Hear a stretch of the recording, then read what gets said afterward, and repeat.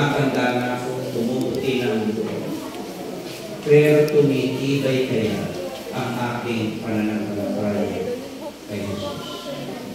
Mas lalo kaya tumitibay ang aking pananampalataya sa Panginoon. Mas lalo ko kayang nasusunod ang kanyang kalooban bilang bunga ng aking pananampalataya. Kaya mga minamahal ng mga kapatid, matagal na ho kayong nakikinig, matagal na ho kayong sumasamba. Lalo bang habang lumilipas ba ang mga araw? Lalo bang tumitibay ang inyong pananampalataya? O mas lalong dumadami ang galit sa inyo? Hindi ba? Ating mong pakaisipin mo sa ating mga minamahal na mga kaibigan. No? Lalo pa tayong bumubuti bilang isang kapitbahay, bilang isang magulang, di ba? Bilang isang kaibigan para sa ating mga kaibigan.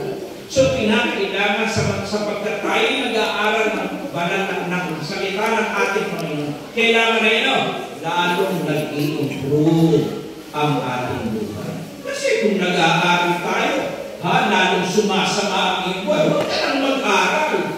Di ba?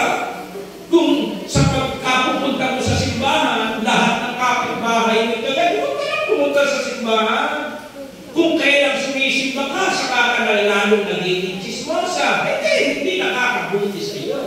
Kung kailang nagsisimba ka, saka ka mapagsabi ng hindi totoo,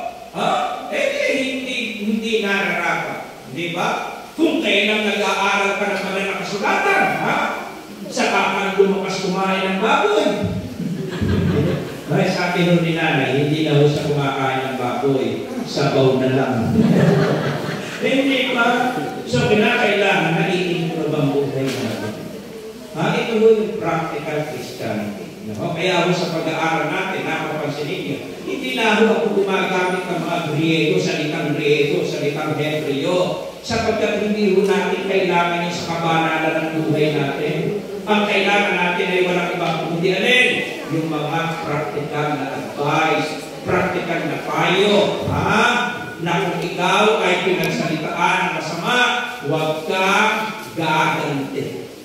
Hindi ba? Paano yung pastor, magtitiis na lang ako? Oo, magtitiis tayo.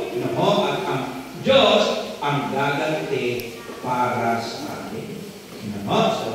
Kaya ngayon, tumayo po tayong lahat, mga minamahal mga kapatid, dalangin ko na harinawa sa ating pag-aaral ng salita ng Diyos, lalong bubuti, lalong iinam ang buhay natin. Di ba? Kaya ang pagtanggap natin sa Diyos, hindi isang kalubihan, kung hindi isang kapakinabangan. Kaya magpatuloy tayo sa pag-aaral natin ng salita ng ating Panginoon. Itaas po natin ang ating mga kamay at tayo po ay mananalangin sa ating Panginoon. Sumunod po kayo sa amin. Panginoon namin Diyos, makapangyarihan kayo sa amin. Ngayong gabi, lumalapit akong muli sa inyong harapan. Pinagsisisihan ko ang lahat ng aking mga kasalanan. Kasalanang ginawa ko sa hayag at kasalanang ginawa ko sa lihi. Panginoon, patawarin po ito. At ngayong gabi, I proclaim that I accept you as my personal Savior.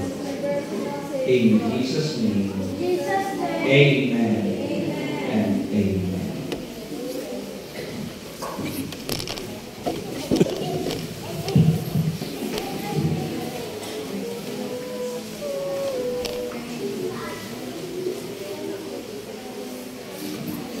Pay, usog ka nga konti dun, Pay. Thank you. Hindi pa tayo kasama ba?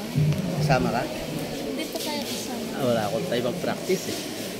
Busy sa trabaho.